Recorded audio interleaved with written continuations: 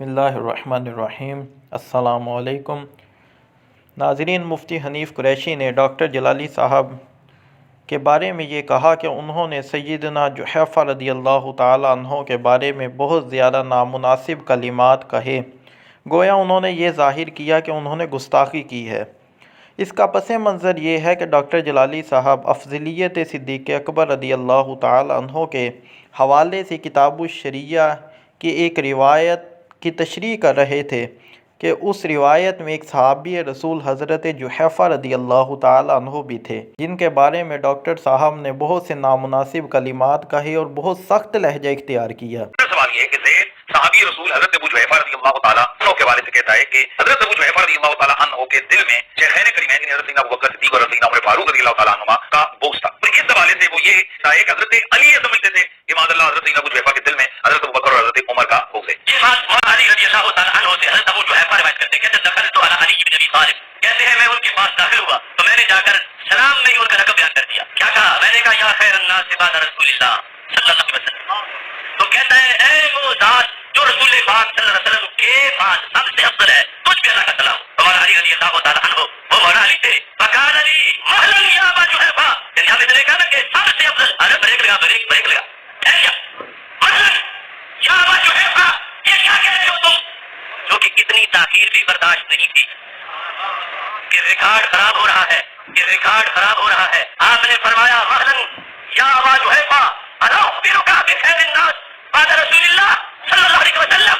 اگر تجھے نہیں پتا تو میں بتاؤں کہ پہلا نمبر سرکار کے پاس کس کا ہے؟ آپ نے فرمایا ابو بکر و عمر، دونوں نام لے کر فرمایا وہی آگا یا ابا جحیفہ، نہ تو تمام ہو جائے، نہ تو تمام ہو جائے، تو میرا دیوانہ اور مرنگ بننے کی کوشش کر رہا ہے، تو تمام ہو جائے۔ کیوں؟ یہ لفظ ہے فرمایا لا یجتمع حبی وبغض ابی بکر و عمر فی قلب مومن، کسی مومن کے دل میں میرا پیار اور ابو بکر عمر کا بغض اکٹھے نہیں ہو سکتے۔ تو آپ نے حالانکہ اس نے ابو بکر عمر رضی اللہ تعالیٰ عنہ کے خلاف کوئی زبان درازی نہیں کی تھی،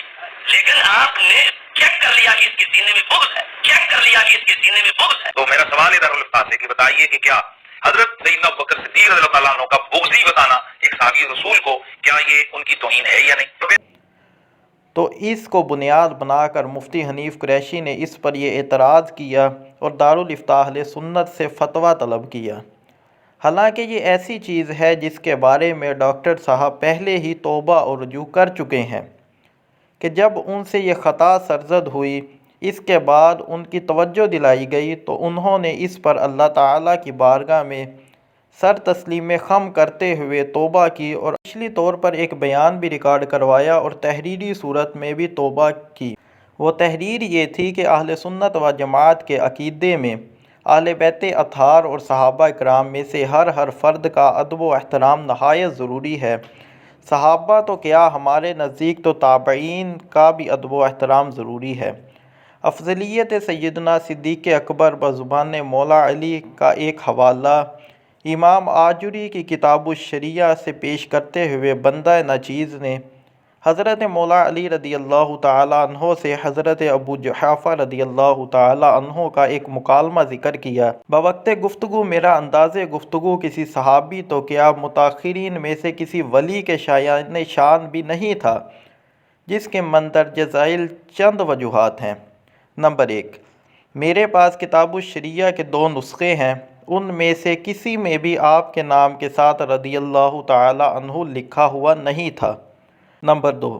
حضرت مولا علی رضی اللہ تعالیٰ عنہ ان کا جواب دیتے ہوئے وہی حکا فرما رہے تھے۔ نمبر 3، حضرت سیدنا علی المرتضیٰ کے دور خلافت میں کئی رفض زدہ بدعقیدہ لوگ اپنے آپ کو حضرت مولا علی کا محب ظاہر کرنے کے لیے ایسی گفتگو حضرت سیدنا مولا علی سے آ کر کرتے تھے اور آپ ان کا رد فرماتے تھے، جس کی متعدد مثالیں موجود ہیں۔ نمبر 4، سب سے بڑی وجہ یہ ہے کہ میرے علم میں حضرت جحیفہ رضی اللہ تعالیٰ عنہ کا بطور صحابی ہرگز کوئی تعارف نہیں تھا۔ اتفاق یہ ہے کسی اور سے بھی میں نے ان کا بطور صحابی کبھی تذکرہ نہیں سنا تھا۔ صحابی تو کیا، میں ان کو تابعی سمجھ کر بھی گفتگو نہیں کر رہا تھا، کیونکہ تابعی کا نام بھی بہت ادب سے لیتے ہیں۔ بوقت گفتگو حضرت ابو جحیفہ رضی اللہ تعالی عنہ کے بارے میں بندہ ناچیز کا نظریہ، میں نے انہیں صحابی یا تابعی نہیں بلکہ معاذ اللہ ایک بدعقیدہ شخص سمجھا، اسی لیے میں نے دوران گفتگو کہا کہ وہ حضرت مولا علی رضی اللہ تعالی عنہ کے بزعم خواہش مرید اور ملنگ ہونے کے دعوے دار تھے، جس کے نتیجے میں بندہ ناچیز نے آپ کے لیے ایک تو دوران گفتگو واحد کے صیغے استعمال کیے، دوسرا یہ کہا کہ اس کے سینے میں ابو بکر و عمر رضی اللہ تعالیٰ عنہ کا بغض ہے، جبکہ یہ انداز میرے نزدیک ہرگز کسی بھی صحابی کے لیے روا نہیں، اور نہ ہی بندہ ناچیز کی ہزاروں تقریروں اور تحریروں میں کسی صحابی یا اہل بیت اطہار کے کسی فرد کے بارے میں ایسا کوئی لفظ پایا گیا۔ چنانچہ بندہ ناچیز کا یہ انداز اور یہ الفاظ ہرگز بندہ ناچیز کے لحاظ سے کسی صحابی رضی اللہ تعالی عنہ کے بارے میں نہیں تھے، جبکہ ابو جحیفہ رضی اللہ تعالی عنہ نفس الامر میں قطعی طور پر صحابی ہیں۔ چنانچہ جب میری ابو جحیفہ رضی اللہ تعالی عنہ کے صحابی ہونے کے بارے میں توجہ دلائی گئی اور بندہ نے حالات صحابہ کی مختلف کتابوں میں آپ کا بطور صحابی تذکرہ پڑھا تو بندہ نے وضاحت ضروری سمجھی، جو کہ گزشتہ سال ہی کر دی گئی تھی، مگر کچھ پہلو مزید اجاگر کرنے کے لیے یہ تحریر لکھ رہا ہوں تاکہ صحابہ اور اہل بیت کے بارے میں کوئی کسی معمولی سی بے ادبی کی طرف بھی راہ نہ پا سکے۔ یہ بات ذہن میں رہے۔ نمبر 1، کسی معروف صحابی کی صحابیت کا۔ نمبر 2، کوئی ایسے صحابی جو غیر معروف ہوں مگر ان کی صحابیت ثابت ہو، اگر کوئی شخص ان کی صحابیت پر مطلع ہونے اور حجت تام ہونے کے بعد بھی ان کی صحابیت کا انکار کرے تو یہ بھی جرم ہے۔ نمبر 3، اگر کوئی کسی ہستی کو صحابی مان کر پھر بھی بے ادبی کا لفظ بولے تو یہ بھی جرم ہے۔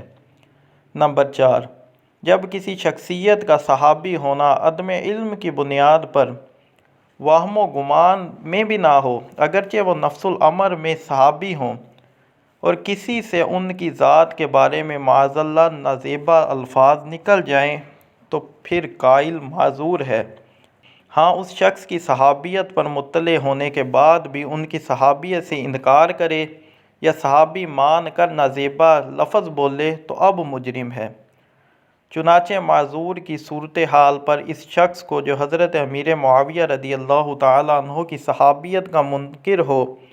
یا صحابی مان کر پھر بھی طعن کرے، یا عبداللہ بن عمر رضی اللہ تعالیٰ عنہ جیسے صحابی جن کا صحابی ہونا بچے بچے کو معلوم ہے، ان کے بارے میں بے ادبی کے الفاظ بولے، قیاس نہیں کیا جا سکتا کیونکہ وہ معذور نہیں ہے۔ چونکہ توبہ اور استغفار ایک مومن کی شان ہے، اور میری یہ غلطی ہے کہ مجھے بوقت گفتگو حضرت ابو جحیفہ رضی اللہ تعالیٰ عنہ کے صحابی ہونے کا علم نہیں تھا، اور آپ کے بارے میں ایسی گفتگو ہوئی جو آپ کے صحابی ہونے کے ہرگز شایان شان نہیں تھی، لیکن جوں ہی بندہ کو آپ رضی اللہ تعالیٰ عنہ کے صحابی ہونے کا پتہ چلا تو بندہ نے فوراً تبت واستغفرت کہا، اور آج بھی اسی تبت واستغفرت کا اعادہ کر رہا ہوں۔ نیز جیسے دیگر صحابہ رضی اللہ تعالیٰ عنہم کا تذکرہ بے حد عزت و احترام سے کیا جاتا ہے، ایسے ہی مستقبل میں حضرت ابو جحیفہ رضی اللہ تعالیٰ عنہ کا تذکرہ بھی انشاءاللہ نہایت ہی ادب و احترام سے کیا جائے گا۔ تو ناظرین، جس طرح آپ نے سنا کہ ڈاکٹر صاحب اپنی اس خطا سے توبہ کر چکے ہیں، اور جو توبہ کے ارکان اعلیٰ حضرت رحمۃ اللہ تعالی علیہ نے فتاوی رضویہ شریف میں لکھے ہیں، وہ دونوں ارکان بھی پائے جا رہے ہیں، جیسا کہ اعلیٰ حضرت رحمۃ اللہ تعالی علیہ نے فتاوی رضویہ شریف جلد نمبر 21 میں فرمایا ہے کہ توبہ کے لیے بھی دو رخ ہیں۔ ایک جانب خدا، اس کا رکن اعظم بصدق دل اس گناہ سے ندامت ہے، فی الحال اس کا ترک کرنا اور اس کے آثار کا مٹانا اور آئندہ کبھی نہ کرنے کا یہ صحیح عزم ہے۔ یہ سب باتیں سچی پریشانی کو لازم ہیں، اسی لیے رسول اللہ صلی اللہ تعالی علیہ وسلم نے فرمایا الندم توبۃ، کہ ندامت توبہ ہے۔ یعنی وہی سچی صادقہ ندامت کے بقیہ ارکان توبہ کو مستلزم ہے، اسی کا نام توبۃ السر ہے۔